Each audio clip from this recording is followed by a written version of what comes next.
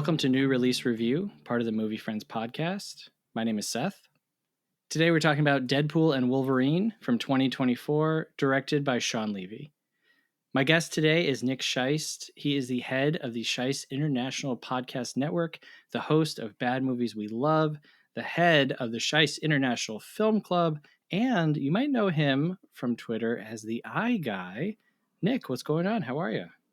I am so wet right now. Oh my God. I am, because I just came home from work and it is so hot in this room and I'm wearing a hat. So, yeah. I finally made it to Movie Friends. Thanks, buddy. That's right. That's right. Well, I wanted to wait for a movie that was blah, blah, blah, and blah, blah, blah. Perfect timing then. Yes. So it was either going to be When Harry Met Sally or Deadpool and Wolverine. Cool. Well, I don't know what side of the coin we landed on, but we're here. So Deadpool and Wolverine, this is the movie that people have been talking about. They've been predicting its box office success or demise, the end of the world based on whether or not it flops or flourishes. How did you feel? You just saw this like a few hours ago. How did you feel about the movie? I really enjoyed it. It seemed like everybody else in the theater did as well. My wife and I went to an 8 a.m. showing. That's crazy. Which, the movie theaters don't really offer 8 a.m. showtimes very often. So it was nice to actually see a morning movie. It was relatively full when it wasn't when we bought our tickets. She also really enjoyed it. And, last night I told her, I was like, we both knew we were coming to see this movie. We did not rewatch Deadpool 1 or 2. We did not catch up on Loki. We were so far behind. And I was like, what do you want to do? Do you want to try and power through 6 hours, 8 hours of Loki? We were both like, nah, let's watch Trying instead. And we'll just go into Deadpool cold. So I think that was actually the right way to do it because I didn't really expect much. I mean, the trailer had given away what it was. I didn't think of it as much beyond like, hey, Hugh Jackman and Ryan Reynolds finally getting to hang out and do this thing they've been trying to do for like a decade and folding it into the MCU, and we'll see what happens. And I had a good time with it. Yeah, well, we'll be on slightly opposing sides then this episode. I've been pretty vocal about enjoying the Marvel movies past the time when it was cool to like the Marvel movies. It's been so weird living long enough to see comic books go from stuff for nerds to stuff for the mainstream to stuff for nerds again. But I enjoy the movies. I really don't like Disney. I think for the most part, there's been a lot of missteps since, Thanos' storyline kind of ended.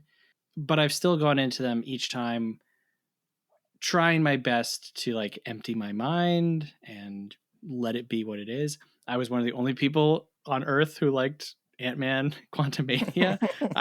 I thought that was really funny. I thought the Marvels was really funny. I enjoyed that. I saw that with my son who said, there was a scene in that involving cats. And he was like, this is my favorite movie scene of any movie ever. And he will frequently rewatch that on Disney Plus. So at the same time, though, I recognize that these are not necessarily like great films structurally. And it genuinely feels like they've just bitten off more than they can chew with every single story. And where everything used to kind of tie together, it's like, you've got this giant alien body sticking out of the planet. You've got the Eternals going off somewhere with Pip the Troll. Like each movie has kind of ended with like, oh, that's interesting. Shang-Chi and the Ten Rings, like, where is that storyline going? And so it's all just kind of been a big mess, but I've enjoyed it until this movie. Wow. Okay. I've never been the biggest fan of Ryan Reynolds' persona that he does a lot. I liked him in The Proposal, the Sandra Bullock rom-com that they did. I've liked him, here and there along the way. I'm sure he's like a nice guy. I would try aviation gin if I had the option. But you don't cut him much slack, I see. Well, it was weird because this movie was, oh, here is Deadpool now getting to interact with the Marvel Universe. And that's not what this movie is. This is Deadpool interacting with strictly the TVA and then Deadpool interacting with the rest of the Fox universe. And that was an interesting switcheroo that they pulled. Yes, we like Ant-Man referenced and you glimpse the Hulk for like a second, but this is really the Disney send off to all of the Fox characters. Yeah. Very interesting that they chose to make like a $300 million movie to summarize movies that no one was asking for. No one was like, but what happened to Elektra? Nick is raising his hand right now that he did want to see. I won't go as far as to say that like, oh, I didn't enjoy it. I just think it's kind of poorly made, and it this more than any other project relies on you having seen like every movie ever made. One of the things that was disappointing to me was like when Elektra and Blade and Gambit and even X-23, when they all come out, no one in my audience reacted. And they were reacting to a bunch of Wow. different stuff. And I was like, are these characters just too old for the younger people to know? You know? Could be. Yeah, because I mean, Elektra came out and I was like, oh my God. And I'm like looking around, no one, nothing. Blade came out and I actually did yell. I yelled and I'm not ashamed to admit. I went, what? Because I was like, is that actually Wesley Snipes? Like, is this a lookalike? I had to Not audibly one. cheer during that moment as well. I had to give a big woohoo. And, I think that's amplified as well by what's going on with the current Blade problems and Absolutely. how they Absolutely. can't get off the ground. And we get this line from Wesley of like, there's only been one Blade and there will only ever be one Blade. And so I was really Yep. happy to see Wesley. And, Yep. I could take it or leave it with Elektra, but I'm glad that they brought somebody back.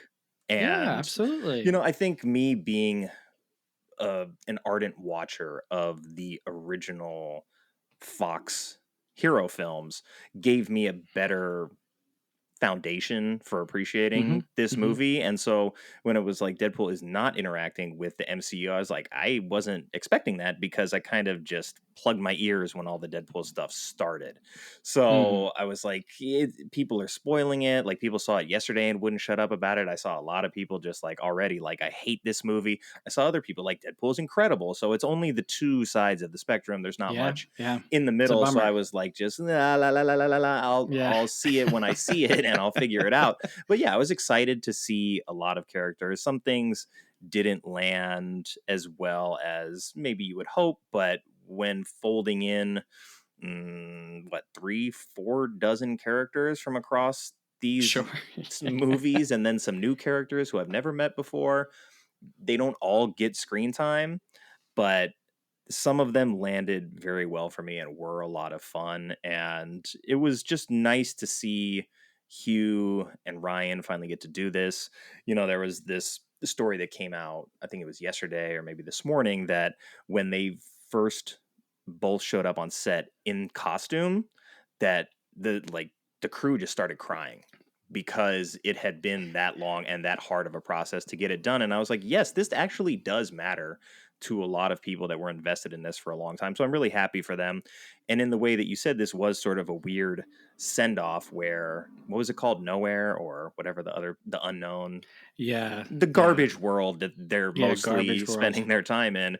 This was Mm-hmm. like, uh, a synonym for Fox Studios, basically. You see the Mm-hmm. sign in the background. So it's like, this is the trash heap of superheroes and it's the Yep. Fox stuff. And so I had fun with that. I can understand why people wouldn't. And like you said, it may have just passed its expiration date. Where had this been Deadpool 2 instead of Deadpool 3, or had this movie come out closer to 2, maybe that makes a little bit more sense. But yeah, I could see it being the struggle for some people. Yeah. I was hoping, when they announced it and they announced that it was going to utilize different characters. I was hoping that they were going to do what they did in the comics. Deadpool kills the Marvel Yeah, that would be universe, fun. but that it would be with Fox. And for some reason, Deadpool has to travel the multiverse, killing all of these different characters. And so you get one-on-one scenes with them. Uh, a big criticism for all the Marvel movies is like, they're not movies. They are properties. They are names and commercials. And I've never agreed with that. I've never seen that. They might not be movies that you like. And I think that they're movies for kids. Adults can enjoy them, but genuinely watching these movies with my 10-year-old, 11-year-old, and seeing how he reacts to it, I'm like, oh, that's right. These aren't necessarily just for adults, right? But this time around, this was the first time where I was like, oh man, I feel like I see how it felt like watching a playlist of YouTube videos where some were more enjoyable than others. I thought that the opening fight of desecrating the adamantium Was great. skeleton, I was like, yeah, you know what? That's funny because these are made up characters. Yes. Logan is a made up character, and this movie has nothing to do with the movie Logan. That still exists. If that means something to you, you can still watch it. This is a joke. It's a jokey character. And so I thought that that was kind of funny. Did I need Deadpool doing the full bye bye bye dance? Uh, that may have worn out its welcome after a few times, but I felt like there wasn't like a full on story. It was just kind of scenes grouped together, and people could say, well, that's every movie is just scenes grouped together, but no, it's not. If you do it right, it's not just thing after thing. And again, I know you really enjoyed it, and I know people that I respect who really enjoyed it. But for me, I was kind of checking my watch a little, like, oh my God, how much longer is this? At one point, Deadpool looks at the screen and he's like, don't worry, folks, we're wrapping up. And I was like, wow, I kind of thought we had like an hour left to go, honestly. It's still like 25 minutes beyond that point as Yeah, well, I yeah, think. yeah, But yeah, I think also the audience experience is going to have a lot to do with it. Where my audience sure. for 8 a.m. Friday morning audience was very into it. Lots of cheering, Yeah. probably a little bit too much talking, but nobody really Hmm. on their phones. But everybody Yeah. was having a good time. Those big character reveals landed. Like my wife was having a fantastic time and the movie was over and she's like, Sure. I'd go see it again with your sisters if they want to see it. And I was like, all Yeah, yeah, right, yeah. well, I feel like there's a lot of texture for like the super nerds and the people who have seen all the movies and seen them more than once, where there's probably a lot of stuff in the background that I didn't catch, like the scene where they're Sure. fighting in the car, right, in the Honda Odyssey, which for Hmm. some reason is a big point in this movie because Honda, the helpful Honda folks, they're going to help you Yeah. finance a Deadpool movie. But They are not beating the car commercial allegations in this one. I can tell you that much. It's like, yeah, other installments have been a little more discreet in the car commercial part of it. This was just like, actually in this one, Deadpool literally sells cars, just he like the does, Deadpool yeah. movie is selling these cars. So it's just like, let's just, and I can see that being a funny joke laid out in the writer's room. Like, people say that we're just selling cars. Let's have Deadpool do that. So yeah, I can see there's a layer to that. And so in that scene, they're sort of like fighting, they turn the radio on, and the first song that comes on is one of the tracks from the Greatest Showman soundtrack. Hmm. And so like Hmm. I recognized the first couple of beats, but I didn't exactly place it. And then Yeah. like I could feel my wife like squeezing my hand because she loves Greatest Showman. So like I bought her the soundtrack one year for Christmas on vinyl. So she had me watch that. And so it's like her fandom of Hugh Jackman's career, Sure. separate from the stuff that he's done as Wolverine, played into her enjoyment of this. And sort of same thing with Ryan Reynolds, like her fandom of these two people as personas that exist outside of just the movie that they're in really added to her enjoyment of things. And Hmm. this is a movie that's like so meta, it might kind of get in its own way, like you're saying. I mean, they do spin their wheels a little bit on some Mm-hmm. of the jokes where we know that Wolverine and Deadpool fighting is going to be fun, but neither of them is going to win. They are both the title Right. characters. That's not what this movie is. So, how much total runtime do you dedicate to them chopping each other up, and then how much mileage can you actually get out of that? That's a fair question. I think it Yeah. does run into sort of that a little bit here and there in different sequences where it's like, even with the ending, it's like, okay, I get that we're going into like the music montage and this is how it's going to end, but then we cut to outside of the room and then wait, no, we're back in the room and then we're outside and then we're back in again. It's like, is this just going to end, or are they going to, they're just going to spin around in circles for another 5 minutes? So Yeah. yeah, I get that. That's fair. Yeah. I enjoyed the initial fight when they end up Mhm. in the dump world.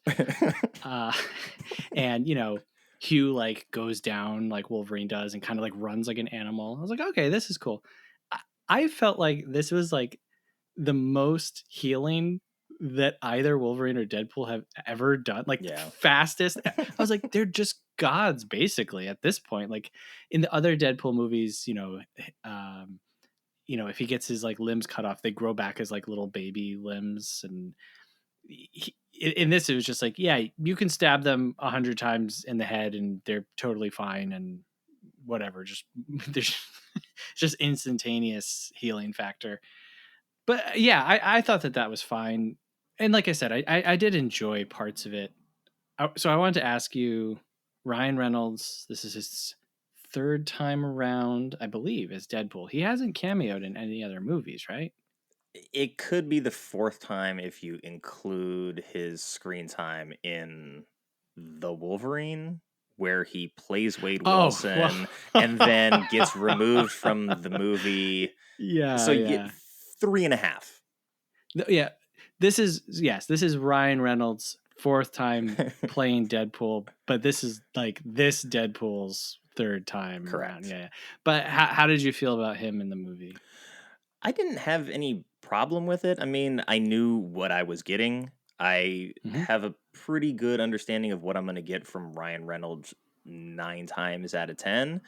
The majority of the projects he takes on ask him to do something very similar to this, albeit less Hmm. vulgar. But, you know, you mentioned how this is a send off to the Fox universe, and we get this clip of him as a younger Deadpool in the Wolverine movie talking about his relationship to the character and wanting to bring it to life. And then, so it's like, if you've done all the homework of having seen that previous movie where he played the other version of Deadpool before getting this opportunity and embarking on this path, you see how much it means to him. And so for me, like, that helps me give him some slack during this performance, where Hmm. I'm not asking a whole bunch of him. Like, sure, a little, like the joke that they show in the commercial, like the cocaine joke where he's like, "Oh, Kevin Feige said the one thing we Yeah. can't do is cocaine, right?" Okay, do you want to name every slang word for cocaine, or are you just going to like move on from that joke after like Yeah. a few references where the audience will understand it? You don't have to continue down that rabbit hole any further.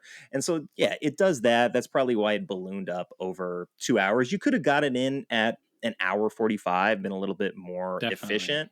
But Yeah. yeah, I don't really have an issue with him in this. I mean, or him in this. As we get a little bit of that as well with Yes. Yeah. nice pool, which I don't know. Did you like Nice Pool? um, I, I didn't really love Nice Pool.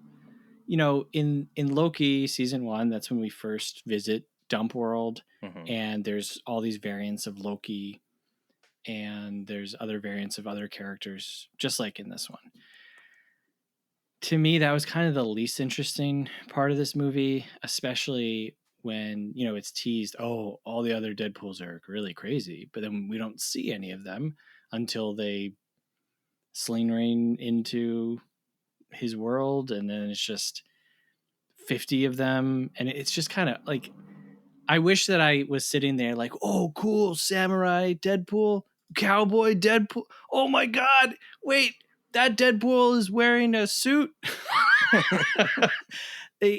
I think at a certain point, things can just kind of become noise. And when, in the beginning, we have Negasonic, Teenage Warhead, and we have Colossus. And so I thought, oh, all these Deadpools will come through and all the other characters will come and help fight or something. And it's like, no, it's just slashing a bunch of Deadpools. And it's kind of like the Old Boy fight. Have you seen Old Boy? Yeah, in the hallway. Yeah, the famous Old Boy hallway fight, but like not done great. And it just kind of became noise. It just washed. It was just like a cavalcade of violence and blood and slashing. And I was like you said, I kind of know that this doesn't mean anything. Like Yes. when you have an invincible character, and all of these characters are invincible. Is Captain America ever really in danger? No, but it's the job of the storytellers to make us feel like there's some kind of tension. And in this, I didn't really. So, dog pool was fine. Nice pool, a little too much a nice pool. Like back off on the nice pool thing. I liked when his head exploded. I did like that part, but I think a little bit of what you're saying. It's like if you take kind of all of this and you just trim it all up a little bit, I think it works better. I did like the them fighting in the car. It's brutal. It's very violent. It's brutal. It's choreographed, but it goes on for just a little too long. Yeah, and I think just contextually within the film, the first fight we get from them sort of out in the open in the wasteland allows them to showcase the fight choreography, right? But I feel like the Yep. fight that we get in the car is the one that matters because it's just coming on the heels of this very emotionally wrought conversation they have.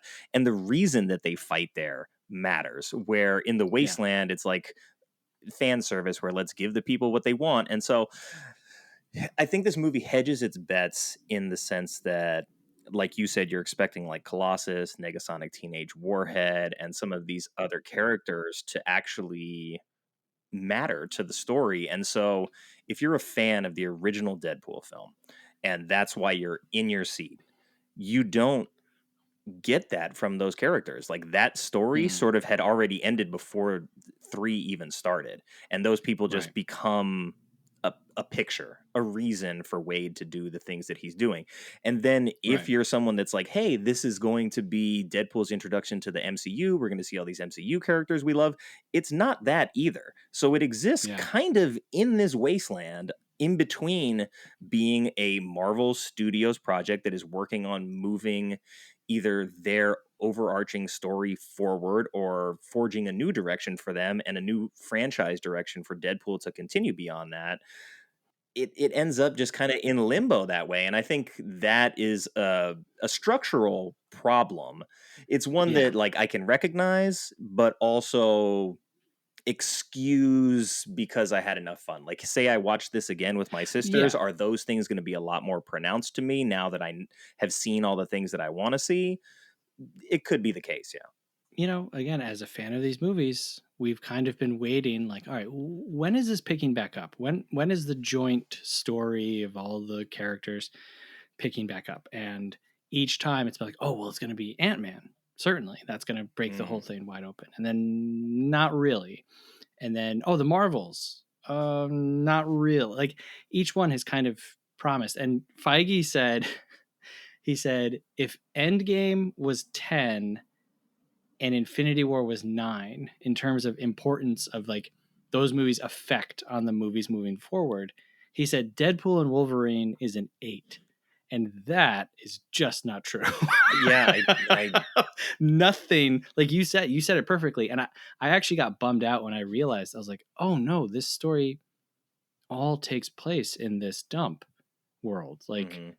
oh, this is the story. Like, and so nothing really matters here. And if they mention, what do they call them, the people who when they leave their universe dies? the anchor Yeah, they being, call anchor it. being. Yeah, it's called something different in the comics, but they finally kind of introduced this idea of like there are specific people who are like of extreme importance to the welfare of their world, their reality, you know. And I know in the comics, Scarlet Witch is one. Um, she's the only one that I know of off the top of my head. And so I was like, oh, great, they're finally going to introduce this idea, and so we'll start moving towards using that in the stories. But no, it just kind of ends with them hating. I mean, Wolverine is still around. If that is like of the utmost importance to all the movies moving forward, I will be really shocked. They did keep teasing, you know, Thor. Mm-hmm. That did make me laugh each time. It made me laugh the first time we see Thor holding Deadpool and Deadpool's mask is like blown off and he's crying. And then each time Deadpool like wakes up out of his sleep and he's like Thor. That did make me laugh. But other than that, what really was like affected? We have this supervillain who has just existed elsewhere and then dies. So it's not even like she's brought into the fold, Yeah. you know? And then all these characters that we haven't seen in years and they all die. Did you watch Loki season 2, and is that villain a primary character in that story? Because I was like, it feels like I missed something. Like we're just dropped No. in, and this person Nope. is this all powerful being. I feel like that character would have been better represented by a like cracked out Phoenix version of Jean Grey, because you Sure. have a similar power set, and that person has more importance to Marvel overall and the past of the films that you're actually talking about. So, and plus, like, then there's the additional tether of like the relationship she has with Wolverine and their history together. And so I feel like there was some histories introduced that should have been more valuable to the emotional spectrum of the film and like the emotional Mm-hmm. gravity of it. Like, you know, you bring back X-23 after what happens in Logan. They have like a bonfire conversation, and then she just becomes like a slashing. She's teamed up with the Yeah. Midnight Suns or something at that point, with Yeah. Blade and Elektra and Gambit. So you take this really emotional story arc from Logan, and you're like, we Yeah. want to introduce this into the movie and get the credit for the importance of it, but not actually do anything important with the reason that we're bringing it back. And so it Yeah. undercuts what Logan achieved in that way. Yeah. And it's like, yeah, you're just bringing Daphne Keane back for fan service at that point, rather than her establishing the relationship that she lost with the previous Logan with this one. And so it's like, okay, there's a little bit of that, but the movie just doesn't have like the time allocation for that with so many characters. Right. Right. Right. And to me, you could have done that. You could have chosen to spend time. You give Deadpool a character from his previous films. You give Logan X-23 Laura, and let them work out whatever. You know, you don't need. I don't know. There's different ways to do this, and like I said, Logan exists on its own. You know, this I don't. Nothing is sacred in comic book movies. You know what I mean? And this goes really far out of its way to show that over and over and over again. You have Captain America coming back as Human Torch, and uh, Which I thought was pretty funny, but I thought it was funny too. And I was like, wow, Chris Evans is actually playing him as different than how he played Captain America. That's pretty funny. But yeah, and then you know you rip all of his skin off. so so it's funny because like in a way this is like taking all this stuff so seriously and at the same time just be like, no, actually we're gonna bring Wesley Snipes back as Blade and then just kill him, and we're gonna finally bring in Gambit and he's gonna die. Like so on the one hand, I give them respect because I'm like, good for you for not being so precious with all of these characters and all of this stuff and the legacy. And it's just like, yeah, whatever, we can kill them. It doesn't really matter. There's more of them anyway. But again, as the audience, why do I care? And at that point, it really just has to be full throttle entertainment. And yeah, kind of. So we've mentioned him a few times, but Hugh Jackman as Wolverine in this movie, I think I know how you feel, how everyone feels about Hugh Jackman as Wolverine overall, but in this outing, how did you feel about him? I liked the more troubled Wolverine.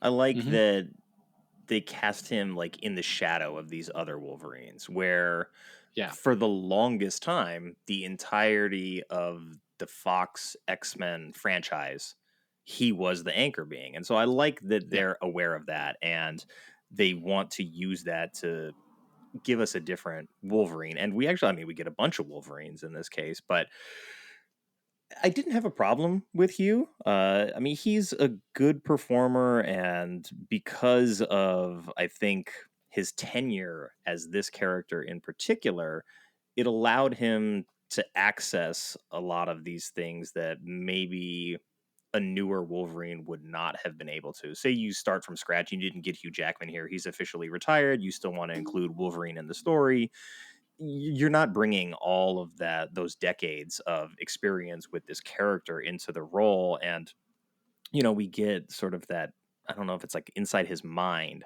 where we just see that there's like mutant tombstones lined up in the Hmm. grass, and that's he carries the weight of that failure. And then so we get him on a redemption arc, which is fine for me. I mean, it may have been more fun to have like an evil Wolverine or him stay a bastard the whole time, but I Hmm. think at the end of the day, the movie wanted to be as respectful as it could to the Fox universe, despite making it a trash world.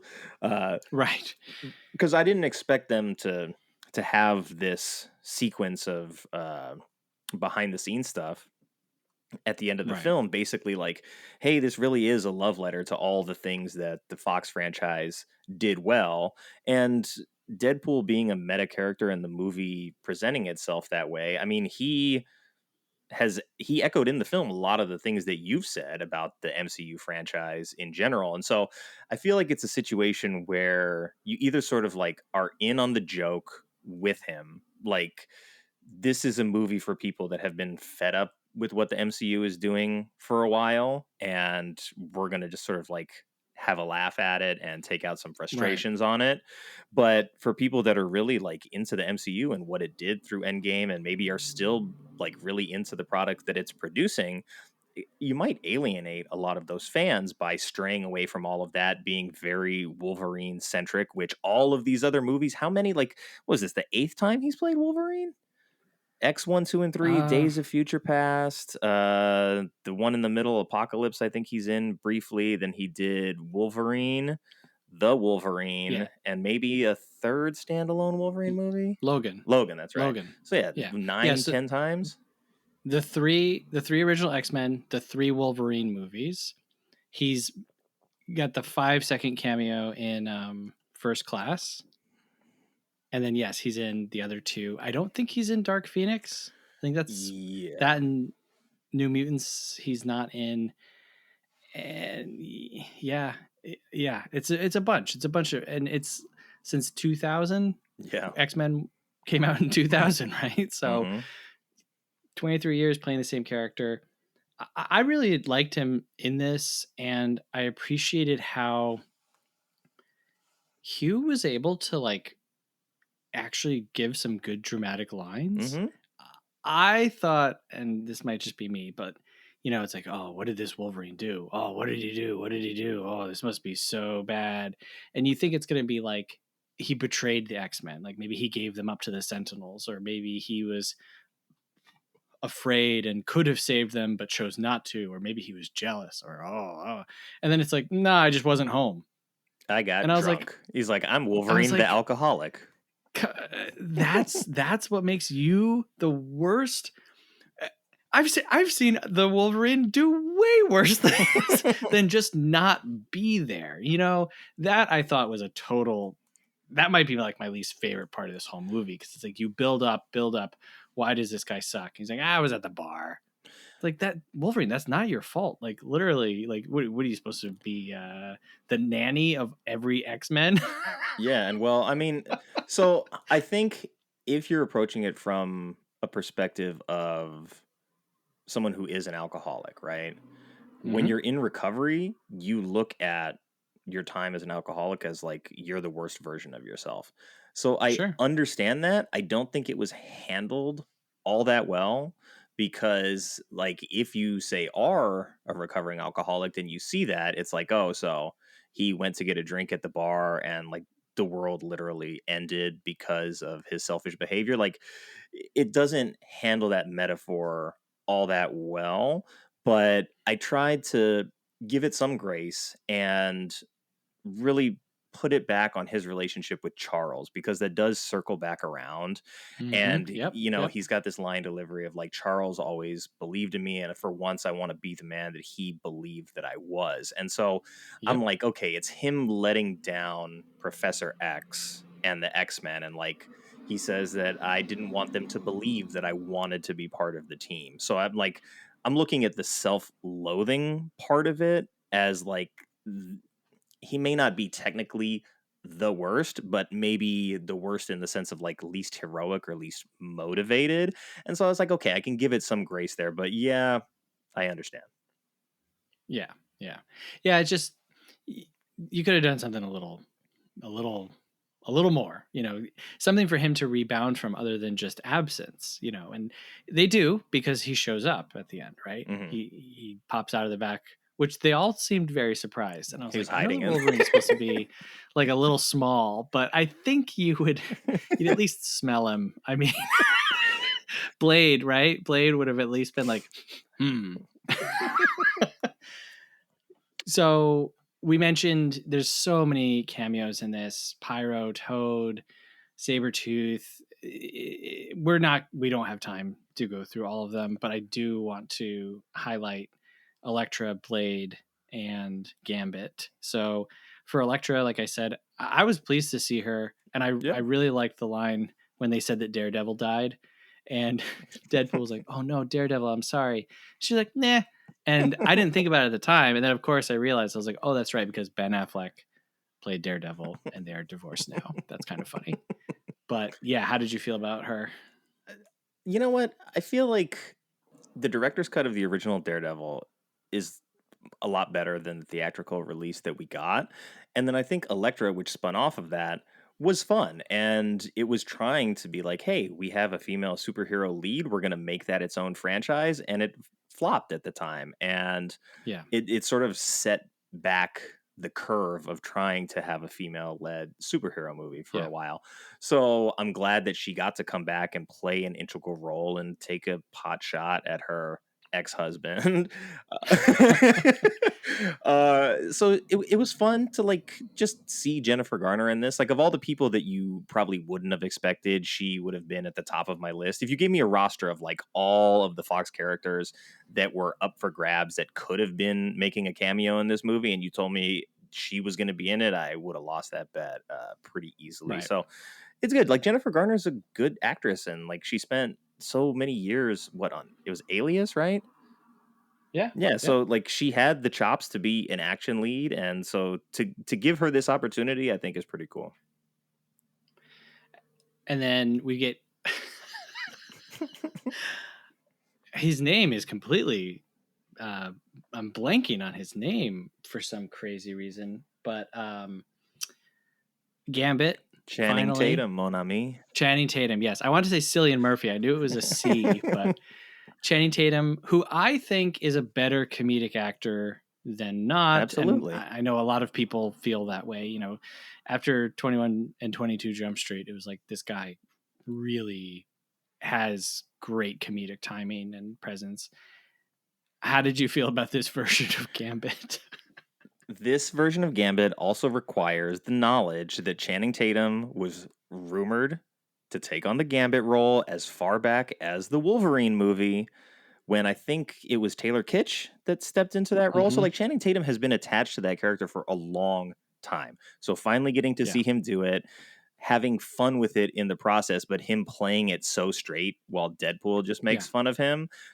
was fun for me. You know, as he says, like, who taught, where's your dialect coach? Is he a minion? Because his Yeah. Cajun accent is just so thick and soupy, you can't really Yeah. understand a lot of what he's saying. But I do like that he's like, I'm about to make a name for myself. And you get to see like what a really actualized Gambit could have been on screen. And I'm like, wow, I'm sad that we missed this previously and that there had been no iteration of Gambit on screen up until this that really did the character justice. And so Yeah. that to me sort of like makes me sad, but I'm happy for Channing to be able to do it. And I do think he's a very good comedic actor. And I think the movie he did with Sandra Bullock and Brad Pitt a couple years ago, I think it was Lost City, was a lot of Hmm. fun. Just like a campy, like adventure movie, but knows exactly what it is. And I might say something crazy, but I think the Magic Mike trilogy is one of the better film trilogies that exists because all three Wow. Wow. movies are very different from each other Yeah. and they all set out to do that. I'm not going to say it's like the Hmm. greatest film ever made, but in terms of like what a trilogy does, you're going to take three films telling the story of one character at like different points in their lives. And the first one is very different than the second one that's a road comedy. The third one is like a straight romance. And so Channing Tatum has some chops that he doesn't necessarily get credit for. And so I had just seen Fly Me to the Moon like on Tuesday, I think, also with my wife. Sure. So when we saw Channing Tatum, it was like, oh hey, look, like this is a little extra bonus here. Yeah, I haven't seen any of the Magic Mike movies. I've heard that they're g- great, and it's Steven Soderbergh, who's Yeah. like one of the most interesting modern filmmakers. Like that dude's filmography, it's almost like he pushes himself to do something different each Yeah. time, and with technology, and shooting on Mm-hmm. iPhones and all that stuff. So I'll get around to the Magic Mike movies, I'm sure. I really liked him in this. I thought he was funny, and in the battle at Ant-Man's corpse, you got to see what live action Gambit powers could look like, and it was pretty cool, because it's always like, all right, yeah, Gambit with the cards. It's a little silly, but you get him with the staff and the cards, and yeah, it was cool. I really liked it. And then I think I don't want to say the best part of this movie, but to me, like the coolest, craziest cameo that I really was like, I don't know if this is actually happening. Wesley Snipes as Blade with the white goatee. How did you feel about that? I mean, I was psyched. I love Wesley as Blade. I mean, I love Blade, even though the third movie's not that good. Like, I still get down with the Blade trilogy, no problem. And I had joked online not that long ago when the rumors of Blade falling apart again had started to swirl, and that the director had walked away, and that they were basically scrapping the script and starting over. I sent out like a tweet at the time saying that like, can we all just agree that we want Wesley back? And Mm-hmm. somebody had commented on that saying that like, no, I'm not going to agree. Wesley's almost 60 or something. He's too old for this. And then so to see this movie come out and it's like Wesley is still Blade, I felt vindicated in that way. Yeah, And it's like, could he lead a Blade movie at this point? Like, I don't know, but I never looked at this film and was like, oh yeah, Blade, like the action when Blade is involved looks bad or anything. So, right, you know, right.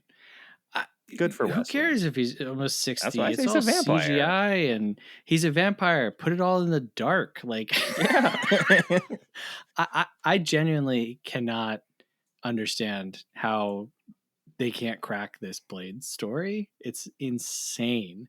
There's how many vampire stories out there? Just put a Marvel name on it and you're done. Like Well, Blade fights Dracula. Okay. there, So yeah. I have a pitch for Blade, which I did share online, but I'm going to put it Yeah, here let's because hear I it. like the idea so much. All right. Blade and Dracula were both part of the snap. And so they disappeared for 5 years. And in Dracula's absence, Dracula's underlings took over this criminal empire. And so the two of them come back and they're kind of displaced. And the two of them, Dracula and Blade, need to work together to destroy the vampires who are like taking over the world. Honestly, that's probably better than what they've got so far. and then my other pitch is, and this is so simple. Like I said, just like is you do the raid with Blade. It's a castle. He starts at the bottom and he works his way up to Dracula. End of story. Make it 90 minutes and you're done. Yeah, I mean, you maybe don't even need 90 minutes for that, but that I think it's a Indian movie, Kill, came out recently, where Yeah, it's I haven't basically seen that all on the yet, but train. That could be yeah, Blade. But they're doing a sure. blood hunt story currently in the comics, where it's like vampires have infested the Marvel universe, and Blade is enlisting the help of the Avengers and Spider-Man and X-Men and Sure. peripheral characters But you to. but you don't even need to like nobody is going into a Blade movie to see Spider-Man. Like just give us vampires and stuff. It's crazy to me that this is I think taking I forever. think that's And where I it's getting hung up, though, is that like how do you connect it to the MCU seems to be the question. And from what I heard was that Marvel was not interested in the movie, and Mahershala went to them saying that I want to be right. Blade and like That's I yeah. will be the catalyst for this, and it just hasn't worked. And I feel bad for him because similar to like Ryan Reynolds, this is a passion project. I'm sure he'll be good as that character. But if you Yeah. can't get the script off the ground, like for a vampire movie, which there how old is Nosferatu? This is in the 1920s, right? Like they've been making vampire Yes. movies for 100 Yes. years. Yes. That's what I'm saying. Like you can go on Tubi. If you're listening to this, pause this episode. Go on Tubi and type in vampire. I guarantee you there's going to be 200 movies that come up. At this point, just Anyway, buy the script it's from one of crazy. those movies and just be like, hey, this is a remake of some unknown vampire movie, and now it's Yeah, Blade. man. But yeah, I mean, the Marvel movies, I think what made them work is that each franchise adopted a different genre to do, right? Yeah. And each movie, sometimes even movies within their own trilogy, adopted a different genre. And so in Ant-Man, when it's a heist movie, it's like, oh my gosh, right? Yeah, how would that work? How would a heist movie work with superheroes? And so they do that. With Blade, it's either a horror or, like I said, do like a crazy Dread or The Raid, tons of blood, tons of violence, and put Wesley Snipes in it, you make $1 billion. I mean, I'll see it for sure. I might see it twice. Anyway, I might see this movie twice just because of Wesley. yeah, it was very cool. It was cool to see him.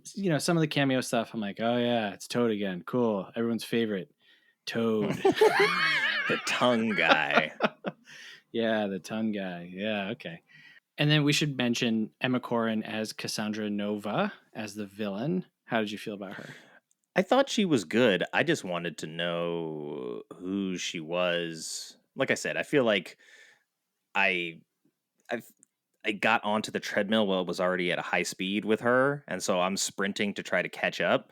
And so we have to get a lot of exposition about who she is and why she matters to this world. And not only that, but like how she was a psycho fetus that was aware Yeah, enough to try to strangle Charles in utero. And she's just like yeah, Charles's evil mirror in that she has telekinesis with like a little bit of mind reading, but she's got to stick her fingers inside your head.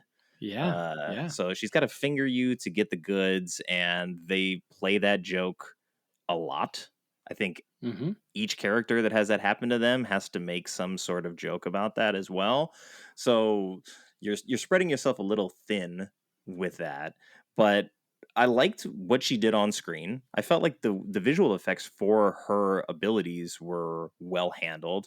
Other than that, she's kind of just like plain looking and forgettable. It's like, okay, you wear like a tan trench coat and it looks like you fell out of Indiana Jones. So, Yeah, like, yeah, was she supposed to look like the ancient one? Does she just have to be bald because Charles is bald? Like, are they identical twins? What is happening yeah, here? So a yeah. lot of that stuff didn't quite add up, and she could have just like, if you're gonna just introduce a character out of the blue, she doesn't have to be Charles's sister. Like, she can just be any super powerful being that exists in this void that was banished because of her abilities. So it just feels like they sort of worked it backwards. Like, what is going to be the redeeming thing for Logan? It's going to be him wanting to embody what Charles. Yeah. Charles wanted, and so having the villain be related to Charles is going to help him get across that finish line at the end. Which, of course, all that stuff adds up. But yeah, a little clumsy with how that was handled. But she was good. She did the same thing that I hate in every superhero movie, which is when you first meet the bad guy, they have to scare you and show you why they're a real threat. And so she rips off Human Torch's skin, and you're like, oh, well, okay, so she's basically all powerful. And then she just never does that again. And it's like, just don't go so far with the powers. Just telekinesis. That's enough. That's enough to be more powerful than all of these other, Fox Hmm. characters. And so that's why she's top dog. But yeah, when she does that and then Deadpool and Logan kind of fly away on a little thing and she just kind of watches them go. I'm like, kill them. Like Yeah. what are you doing? Like, Rip their skin off if they're so important here. But I think it was yeah, what, but a then sentinel leg with they activated the rocket foot and took off. sure, yeah, yeah. Your guess is as good as mine with that one. Yeah. But yeah, I thought it was good, and I thought that she did a good performance. This movie has a few moments of like pretty sinister, serious lines, and when she's like, "Oh yeah, an amateur magician came through here, and I killed him and wore his skin for 4 days," and then she pulls out the sling ring, and you're like, "Oh my god, she was wearing Doctor Strange's skin." That's really crazy and dark. And like I wish with all of the freedom that they have of being an R-rated movie and having all the characters to play with, do stuff like that. Enough with like the naughty jokes and the little, drugs, whatever. Yeah. Anyway. Is there anything that we didn't mention that you wanted to bring I up? wanted to ask you if you saw the fourth Matrix film and how you felt about Yes. that in comparison to something like this, because they are playing in a similar sandbox. Yeah, but the idea of like we know what the Matrix is. I didn't love the fourth Matrix movie, and I will say I need to watch it again. I need to revisit it. I only watched it the one time, listened to a few podcast episodes on it, and read some articles and different people's opinions, and I just didn't feel what they felt Mm. about it. But I love the Matrix. I love all three Matrix movies, so I'll give it another shot, and I think that it's done better there than here because like you mentioned this one is basically just outright saying, hey, we know these movies haven't been very good lately, isn't that funny? And I'm sitting there as an audience member being like, no, wait a minute, you have money to do this? It'd be like if your favorite band put out an album that was like, all of our other albums haven't been really great, but the next one will be good, we promise. You'd be like, just write the better album. Just what are we, why are we doing this? So yeah, I think that even though I didn't love Matrix Resurrection, I think it did this idea better. Yeah, the meta awareness is precarious to say the least, Yeah, because yeah, breaking the fourth wall and sharing an inside joke with the audience on occasion is one thing, as Deadpool does a lot in the comics and as he's done in the previous movies.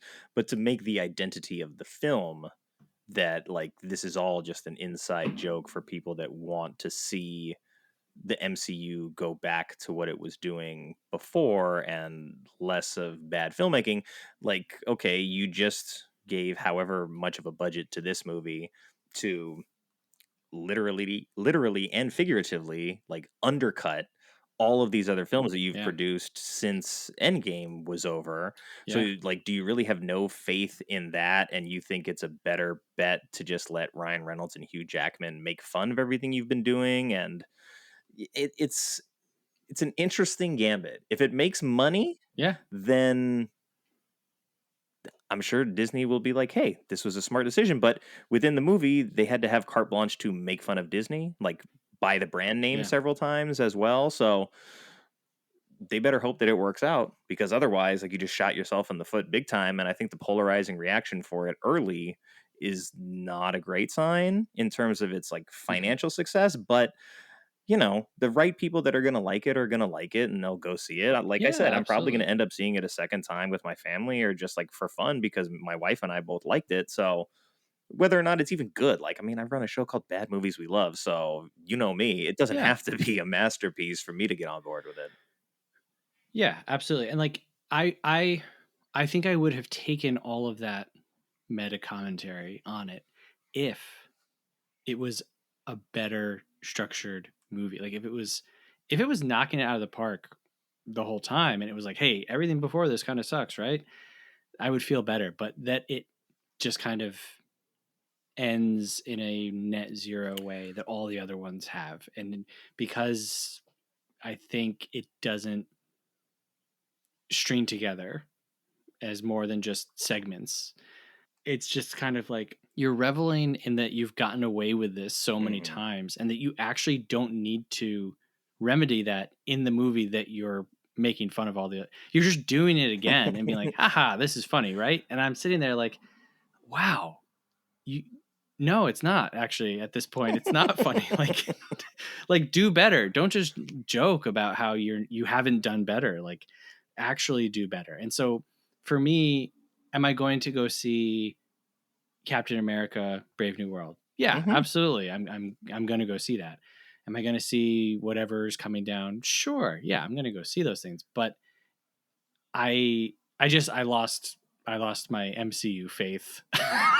Finally, it took 30 movies and uh but I'm like, nah, you can tell me that you have the next 5 years mapped out, but you told me that 5 years ago, and I understand how much COVID threw a wrench into everything Yeah. and putting certain stories on the TV. I understand it's been a crazy couple of years, but I don't have faith that they can move in a better direction. So, but I would love to be proven wrong. That's fair. And, I think for me, at the end of the day with this movie, like, even though I enjoyed it, that sinking feeling in the back of my mind that you could have had a better product just by editing it down is Yeah, yeah, probably yeah, like a sign that it has some issues and it maybe got carried away with itself, like you said. And, do you think that this is going to be the end for Deadpool? Like the trilogy is complete. It took so long to get the first one made. Ryan Reynolds knocked it out of the park, as you said in the first one. It, invented this whole new genre for superhero films to exist in. And then the second Deadpool movie didn't do as well, kind of forgettable. He even jokes about that in the movie, like, oh, the characters yeah, didn't test well, yeah, especially Cable. But then it's like, okay, Cable's not yeah, here, but you brought in Colossus and Negasonic and Yukio and all these yeah, characters that are there, but not essential to the plot. And then, like you yeah, said, in terms of like just making the better movie, you have this character in Deadpool who's like, all right, maximum effort. And then you yeah, give us a movie that isn't maximum effort in terms of it, even the Deadpool property.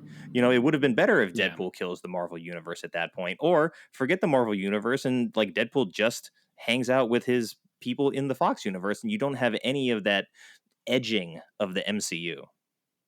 Right, right. I don't know if this is the end. I do think that that Thor thing will come back into I hope play. At so. least I hope. If that doesn't, then truly, like I said, they're just biting off more than they can with each one of these, and they don't care about wrapping everything up, which is crazy. But I think that he'll be important moving forward. Him meeting with Happy about joining the Avengers, and we this Logan is still around. And so, is this how we move into X-Men? And I mean, you saw the Marvels, right? Yes, I did. Okay, so spoiler alert for the Marvels. Fast forward a minute, and you'll probably pass it. But when we end in a universe that the X-Men are already existing in, it's just like Every movie is like, oh, this will be the one. Oh, this will be. And it's never the one. Do we think that Captain America: Brave New World is going to introduce the X-Men to the MCU? Do we think the Fantastic Four will? Because we all thought Deadpool would, especially knowing that it's about the TVA and it's about jumping through different dimensions. And anyway, I think that it's quite possible if this movie makes a ton of money, which right now it looks like it will. I think it made $36 million What, in Thursday yesterday? previews. Holy moly. Yes. Yes. So I, I think that I think it's quite possible he'll get a fourth installment. We're getting a fourth Captain America, a fourth Thor. We already got, and We got 3 what was the other one? Guardians. We got 2 Doctor Stranges. Oh yeah, and they're talking about getting the script ready for Spider-Man 4. I think it's possible that we could see another Deadpool 3 movie. Ant-Mans. Yeah, and just like with the first Endgame arc, right? Even though some of the movies didn't live up to expectations and weren't as good as the initial film in the franchise, none of those derailed anything because you were always pointing towards the North Star being like, we're working towards Thanos and the Infinity War. There was always Yeah. a light at the end of the tunnel. And in this case, it's like kicking the can down the road, telling us like that, oh, the next film's going to be the one that gives you the thing that you want. And then just doing that over and over and over again for the last couple of years, like you're undercutting your own product at that point. Like you don't have faith in the thing that you're selling if you're telling me during the movie and during the previews that you're just waiting for the next one to get here to do it all Yeah. over again. And so you've gotten into like Yeah. the machinations of this gargantuan MCU that those first 20 or so movies laid out. I think it's okay to just be like, hey, as Disney, we've really made a ton of money on these movies. We made a ton of respect in the viewer and with critics to some degree. Like Black Panther got nominated for Best Picture, won some Oscars, Sure. like cross that threshold for them, right? And so now you don't have to release a Marvel movie all the time. Just, Yeah. Absolutely. make a little bit more strategic decisions, invest in something that people don't know that they want yet. I think that is part of the key. Trying to constantly give people what you think they want results in this every time. Where the people that do really want it love it, and the people that don't are like, I thought this movie was garbage. And so Mm-hmm. you only have that. You're not getting the middle in that case. And so teasing us with Blade or whatever, like that didn't work. I don't know, like what happened to who is it, the Black Knight? Like Jon Snow comes in, I know. I disembodied know. voice off That's what I'm screen at saying. the end of the movie, like just a lot of fumbles There's over and over. so many things that they just need to abandon or they need to connect and then yeah, like you bring in the TV shows, like forget about all the movie Hmm. storylines. There've been all of these different TV shows establishing teases of different things, and it's a lot. So, but Maybe it gets us to the that's okay. X-Men and Silver Surfer. I know Silver Surfer's supposed to be coming. I've been waiting for that for a long, long time. So I hope they do it Mm-hmm, mm-hmm. justice. And that could be the kind of film that, if done right and not marketed to like appease everybody and just make the film that it's supposed to be based on who that character is. Like Silver Surfer was the flagship product of Marvel for a long time. And it's like, yes, we're way past the origin story of Silver Surfer, but that kind of character sort of circled back around. We saw how popular Captain America became again, even after it was Yeah. like, Mm-hmm. yeah, Tony Stark was the golden boy. And then as the tech billionaire, philanthropist, savant, comedy god, started to be less popular in pop culture, like the Boy Scout came back and was popular again. Mm-hmm. And so I think there is room to do it and do it right. And I mean, I hope we see it before I die. It's like waiting for a Yeah. Buffalo Bills championship. Just one before I die. I say restart. Just pull the plug, restart. It's fine. There's Do it. nothing wrong with that. And I think a lot of people would be okay. It's what, and it's kind of like this. It's like you're telling me people wouldn't go see another version of Iron Man people wouldn't go see a new Hulk movie, just do it. Like, who cares? Anyway, so hey, if you've enjoyed listening to this, it's kind of a weird turn of events, right? That this happened to line up with the other thing that we're doing. Yeah, well, we haven't been the most timely about that because we're both busy people, but Yeah. fortuitously, you had approached me about this. You said it was a good tie-in, so I just held off a little bit on like working on establishing the other thing. But now the other thing is alive. Yeah, very cool. So you wanna introduce that to everybody? Yeah, so speaking of the X-Men, Seth and I joined forces to put together a show called X Friends, which is a semi episodic look at the X Men 97 animated series. And we talk a lot about the themes in the show and why the X Men is important, our own personal history with the characters, the franchise, and how human this story is in a way that maybe has been missing from a lot of MCU products lately. And we sort of recorded in batches, but I'm going to see if I can get it down to individual episodes. So, hey, here's an episode 1 breakdown. Here's what we talked about for Mm. episode 1.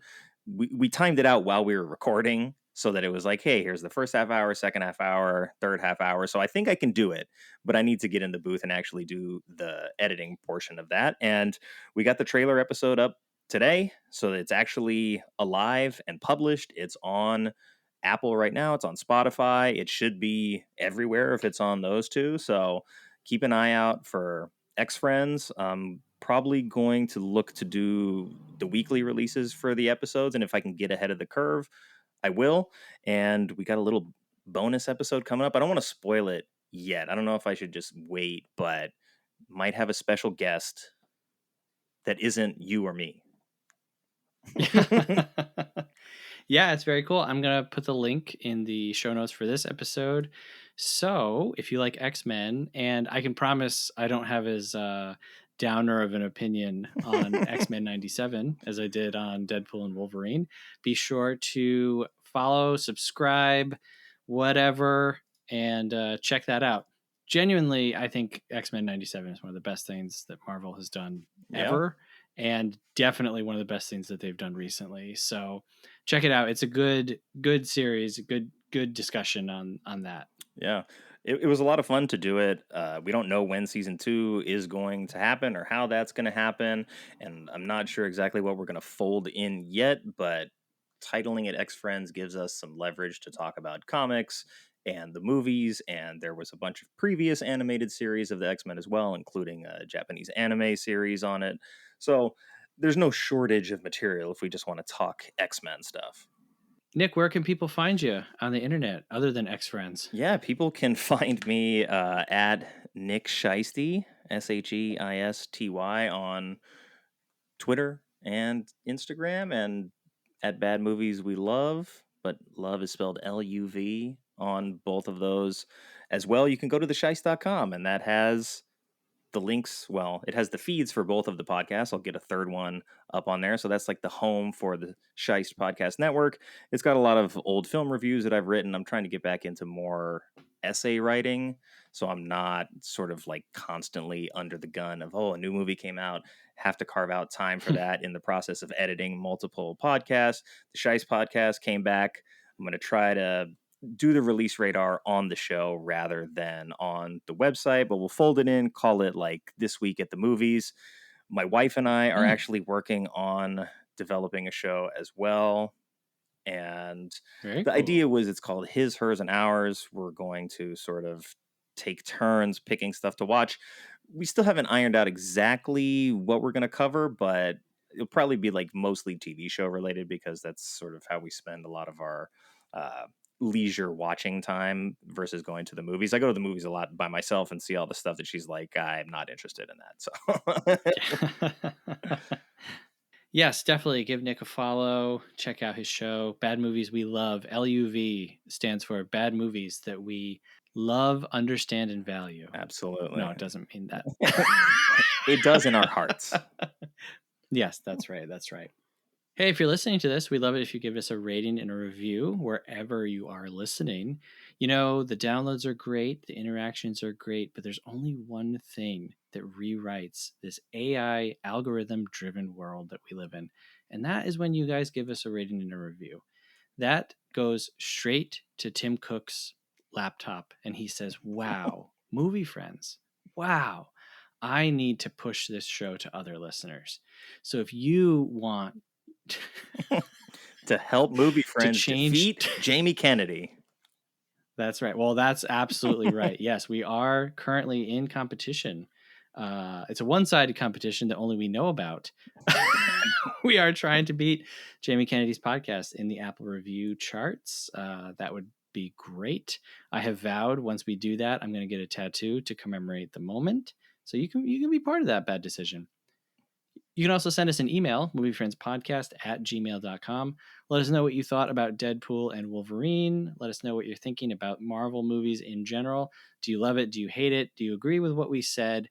I would really like to know, genuinely. Like, I think that the MCU is, whether you love it or hate it, it's an undeniably a unique and interesting part of film history that will be discussed and dissected for years to come. It's a yeah, it's big. So please let us know what you think. Absolutely. I mean, there's people out there who sort of began to cut their teeth on Marvel movies as their cinematic starter pack, basically. So people's Yeah, entire movie fandom was spawned by this absolutely. franchise, and I think there's value in that.